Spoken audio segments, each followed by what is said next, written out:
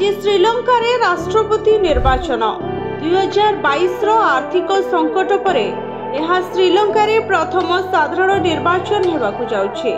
Vote गणति परे रविवार निर्वाचन फलाफल घोषणा कराजिबो। आर्थिक संकटरू देश को आनिबा पई प्रयासर सफलता आधार रे वर्तमान राष्ट्रपति रानिल विक्रमसिंह जड़े स्वाधीन प्रार्थी भाव निर्वाचन लड़ुछंती। अनेक विशेषज्ञ एथिपाई विक्रमसिंह को प्रशंसा करिछंती। सकाळ 7टारू 5टा पर्यंत 13,400 रु अधिक मतदान केन्द्र रे पड़ुछि भोट।